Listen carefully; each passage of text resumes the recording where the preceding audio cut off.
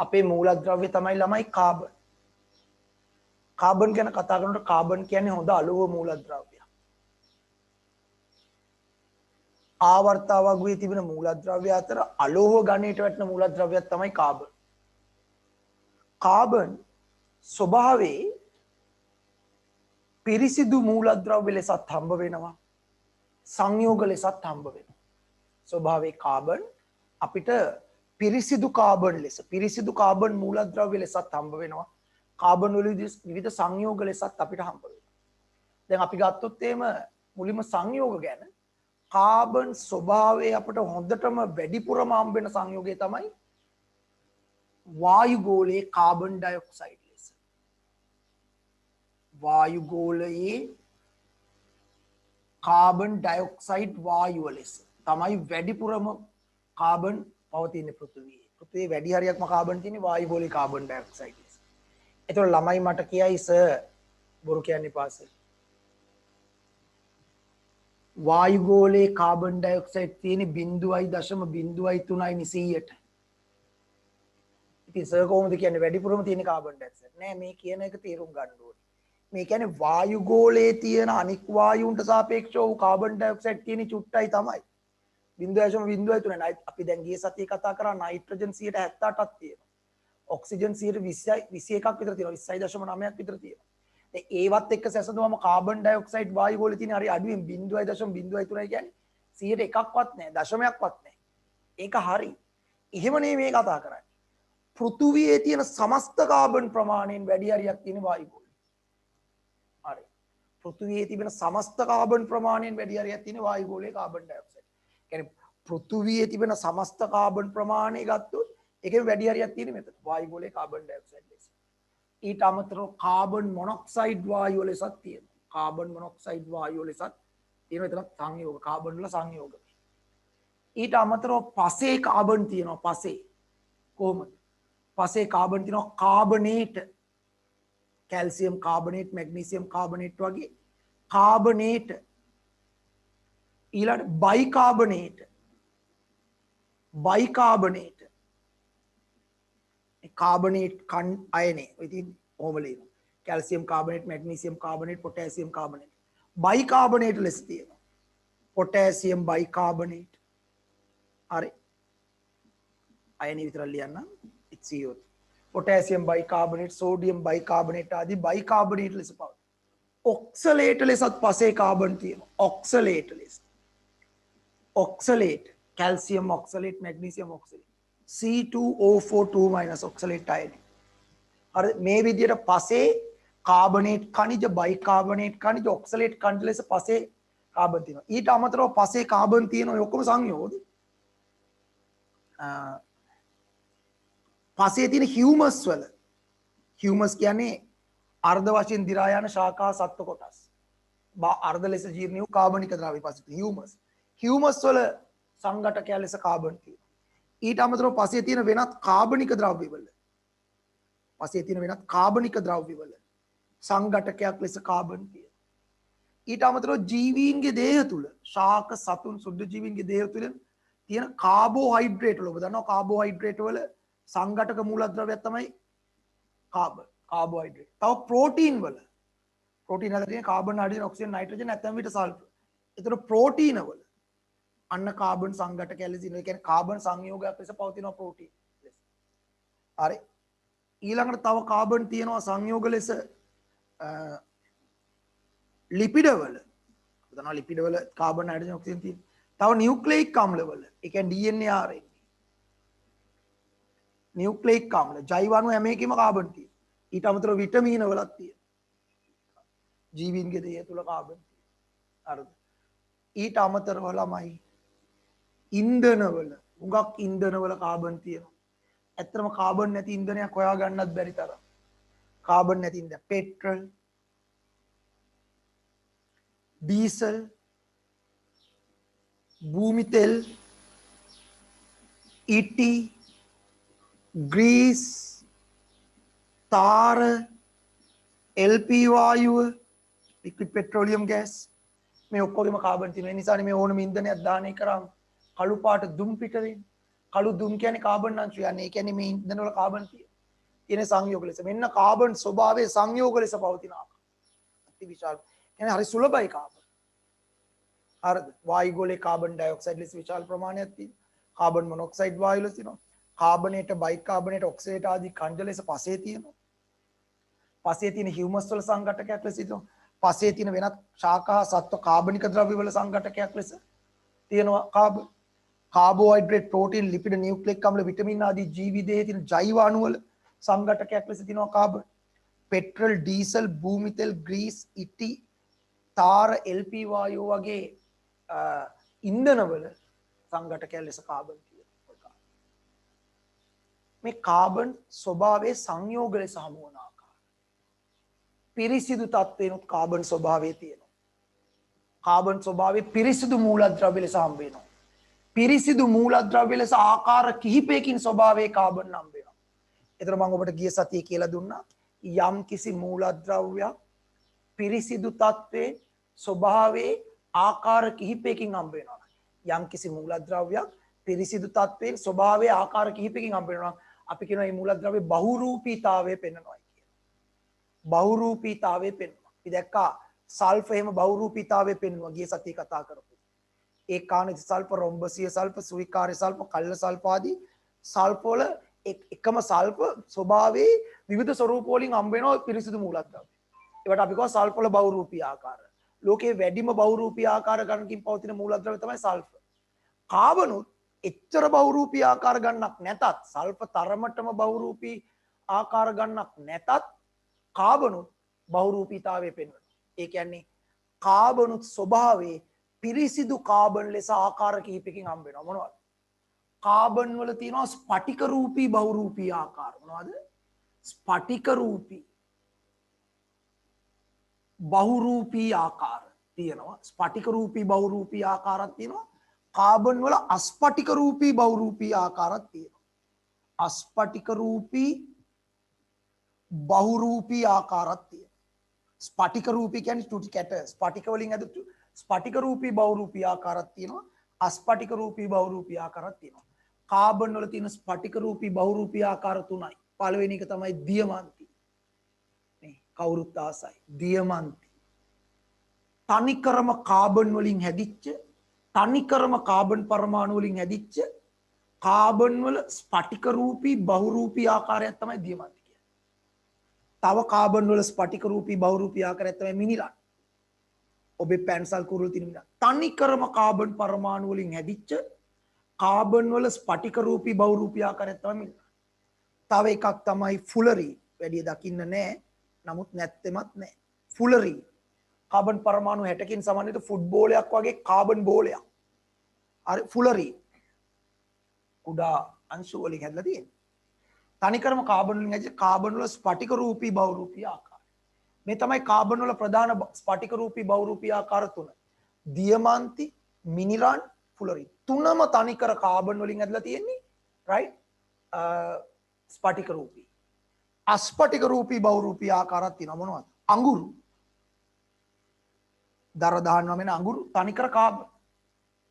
හරි කාබන්. අඟුරු, දැලි.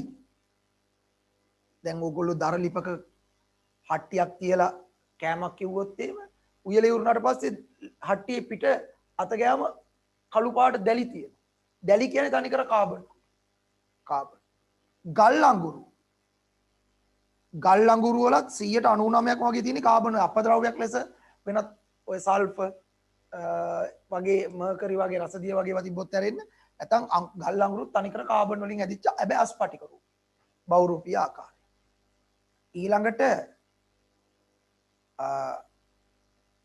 ලාම්පු දැලි.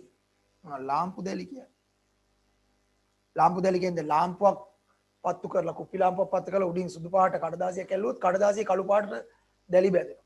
ඒවා. මේවා ඔක්කොම අස්පටික රූපී බහුරූපී ආකාර. අඟුරු, දැලි, ගල් අඟුරු, ලාම්පු දැලි මේවා අස්පටික රූපී බහුරූපී ආකාර. මේ ස්පටික රූපී බහුරූපී ආකාර. එතකොට කාබන් ස්වභාවයේ ඒවා කාබන් වල සංයෝග ලෙසත් ස්වභාවයේ පවතිනවා. පිරිසිදු කාබන් ලෙස ස්වභාවයේ බහුරූපී ආකාර කීපයකින් පවතිනවා. මේවායේ තනිකරම කාබන් විතරයි තියෙන්නේ. මේවා ස්පටික රූපී බහුරූපී ආකාර කාබන් වල මේවා අස්පටික රූපී බහුරූපී ආකාර මේ කාබන් වල සංයෝග ස්වභාවය පවතින ආකාර. ඒතර ඔබට පේනවා කාබන් පෘථිවියේ හරි සුලභ අලෝහ මූලද්‍රව්‍යයක් තමයි කාබන්. ඒතර කාබන් වල භෞතික ගුණ ඊළඟට අපි කතා කරන්න හදන්නේ. කාබන් වල භෞතික ගුණ. කාබන් වල භෞතික ගුණ. ළමයි කාබන් වල භෞතික ගුණ. කියන්නේ පිරිසිදු කාබන් වල භෞතික ගුණ. පිරිසිදු කාබන් ස්වභාවයේ තියෙන මේ ආකාර තියෙනවනේ බහුරූපී ආකාර. ඒක කාබන් වල මේ භෞතික ගුණ ඒ කාබන් වල ඔබ ලබා ගන්න බහුරූපී ආකාරය මත රඳා පවතී. ඒ කියන්නේ යම් කාබන් ස්වරූපයක භෞතික ගුණ කියන්න ගියාම පොදුවේ කියන්න බෑ. පොදුවේ කියන්න බෑ. ඔබ මේ භෞතික ගුණ බලන්න ගන්නේ කුමන කාබන් ස්වරූපයේද කියන එක මත භෞතික ගුණ වෙනස් වෙනවා. දැන් එහෙම නෑ නයිට්‍රජන් වලට අපි කිව්වනේ. සාමාන්‍යයෙන් නයිට්‍රජන් වල භෞතික ගුණ කිව්වා මේක නයිට්‍රජන් වායුව නිර්වර්ණ වායුවක්, නිර්ගන්ධ වායුවක්. ජලය අල්ප වශයෙන් දිය වෙනවා. වාතයට වඩා මඳක් සැහැල්ලුයි. දහන පෝෂක එක නම් කියන්න බෑ. රයිට්? අදායි වායුවක්. ඔන්න ඉතින් කියන්න පුළුවන් දහන අපෝෂකයක් මේවා කිව්වා. කාබන් නයිට්‍රජන් වල. සල්ෆර් වලත් කිව්වනේ. නේද? ජලයේ අද්‍රාව්‍යයි. වෙනත් කාබනික ද්‍රාවක වල සුළු වශයෙන් දිය වෙනවා. කාබන් ඩයිසල්ෆයිඩ් දියරේ හොඳින් දිය වෙනවා. මේව කතා කරා. නමුත් දැන් කාබන් වල භෞතික ගුණ ඔබේ භෞතික ගුණ බලන්න ගන්න කාබන් ස්වරූපය අනුව රඳා පවතී. ඒක මම මෙහෙම කියන්නම් හරිද ඕක. දියමන්ති හැර අනෙක් හැම කාබන් ආකාරයක්ම කළු පාටයි. දියමන්ති හැර අනෙක් හැම කාබන මිනිරන් කළු පාටයි. ෆුලරීන් කළු පාටයි. අඟුරු කළු පාටයි කියලා අමුතියෙන් කියන්න දෙයක් නැහැ. දැලි කළු පාටයි. ගල් අඟුරු කළු පාටයි. ලාම්පු දැලි කළු පාටයි. දියමන්ති හැර අනෙක් සියලුම කාබන් වල බහුරූපී ආකාර කළු පැහැති. දියමන්ති පමණක් අවර්ණයි. පිරිසිදු දියමන්ති අවර්ණයි. පිරිසිදු දියමන්ති අවර්ණයි. ඒතකොට කියයි ඉතින් පාට දියමන්ති තියෙනවනේ. දියමන්ති ගැන දන්න ළමයි කියයි වර්ණවත් දියමන්ති තියෙනවනේ සර්. ඕ ඒ ඇත්තටම වර්ණවත් දියමන්ති තියෙන්නේ අපද්‍රව්‍ය තියෙනවා නම් දියමන්ති ඇතුලේ. ඒ අපද්‍රව්‍ය නිසා තමයි වර්ණය එන්නේ. 100% කාබන් වලින් ඇතුළු පිරිසිදු දියමන්ති අවර්ණයි. මොකක් හරි වෙනත් අපද්‍රව්‍යයක් දියමන්ති ඇතුලේ තියෙනවා නම් අපද්‍රව්‍යයක් කියන්නේ කුණු නෙවෙයි. අපද්‍රව්‍ය සංයෝගයක් අපද්‍රව්‍යයක් ලෙස ඒ දියමන්ති වල තියෙනවා තමයි වර්ණයක් එන්නේ. එනේ වර්ණවත් දියමන්ති කියන්නේ යම් අපද්‍රව්‍යයක් අඩංගු වේ. පිරිසිදු දියමන්ති අවර්ණයි. අනෙක් හැම කාබන් ආකාරයක්ම කළු පැහැති. ඊළඟ භෞතික ගුණය. දියමන්ති හැර අනෙක් හැම කාබන් වල බහුරූපී ආකාරයක්ම ශක්තිමත් බවෙන් අඩුයි. මන්ට කැඩෙනවා. මිනිරන් පැන්සල් කුර ටක් ගාලා කැඩෙනවානේ. ෆුලරින් කැඩෙනවා. අඟුරු කෑල්ල ටක් ගාලා කඩන්න පුළුවන්. ගල් අඟුරුත් එහෙමයි. දැලි ලාම්පු දැල් නැති කඩන්න දෙයක් නැහැ. කුඩු වගේනේ තියෙන්නේ. රයිට්? දියමන්ති හැර අනෙක් හැම කාබන් ආකාරයක්ම ශක්තිමත් බවින් අඩුයි. දියමන්ති ඉතාමත්ම ශක්තිමත්. ලෝකයේ තිබෙන ස්වභාවිකව හමු වන ද්‍රව්‍ය අතරින් ශක්තිමත්ම ද්‍රව්‍ය තමයි දියමන්ති.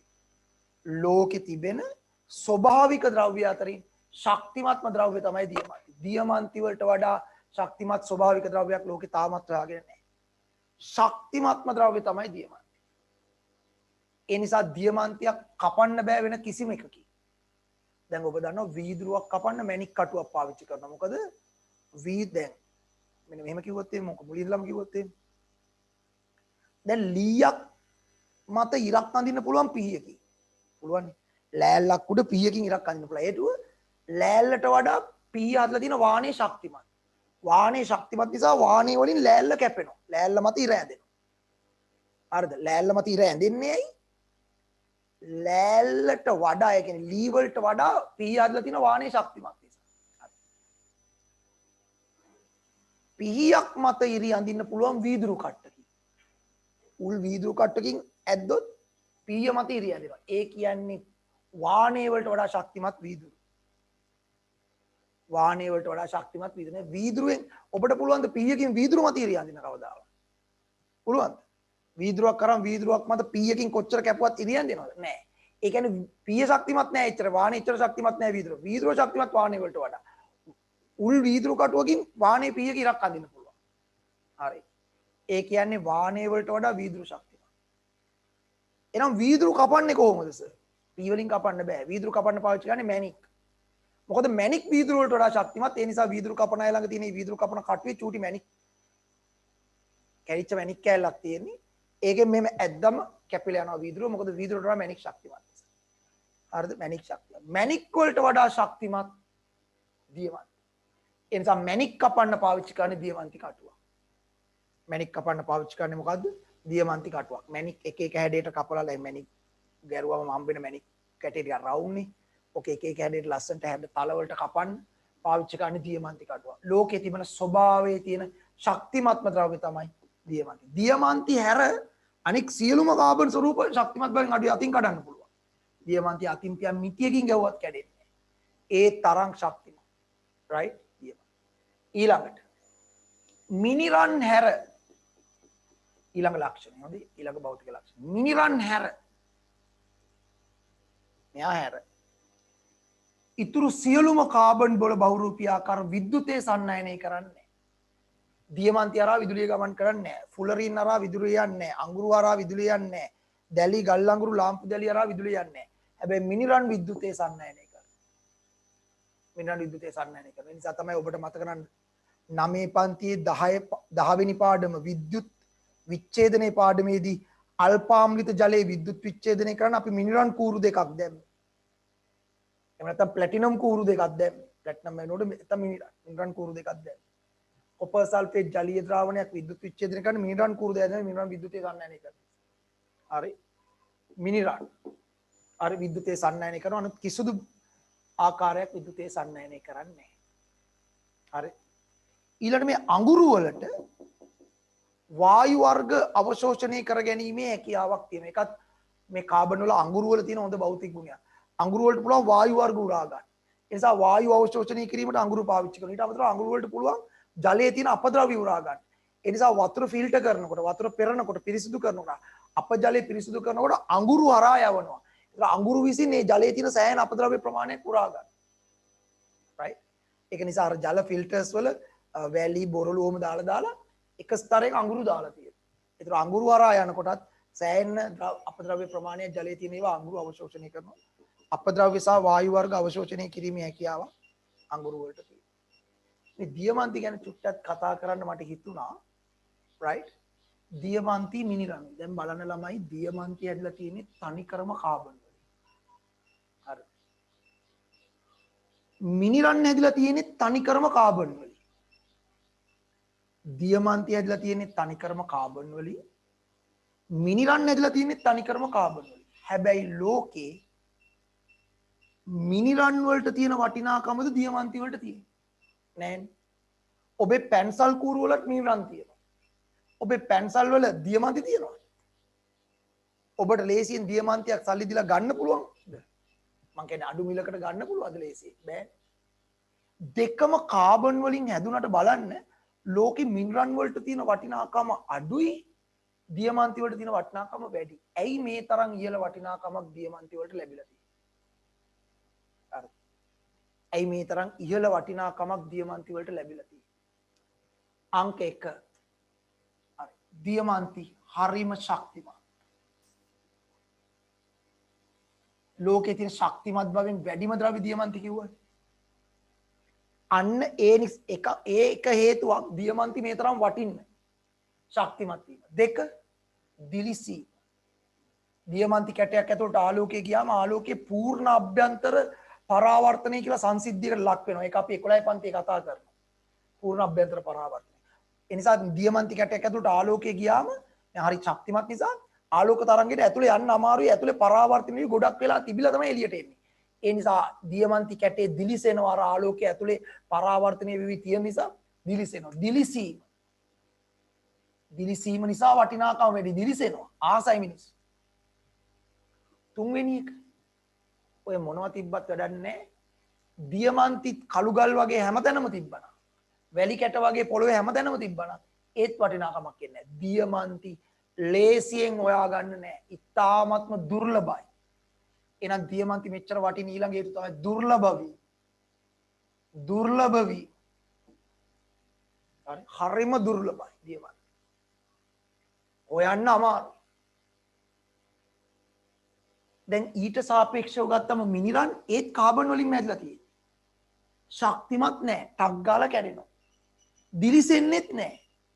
දියමන්ති වලට වඩා ලෝකේ ගොඩක් මිනිරන් තියෙනවා. අපේ රටේ තියෙන මිනිරන් පතල් නේ. බෝගල මිනිරන් පතල. කාට ගහ මිනිරන් පතල වගේ සුප්‍රසිද්ධ ලෝකයේ මිනිරන් පතල් තියෙන ලංකාවේ ලංකාවේ හොඳ මිනිරන් හම්බ වෙන්නේ.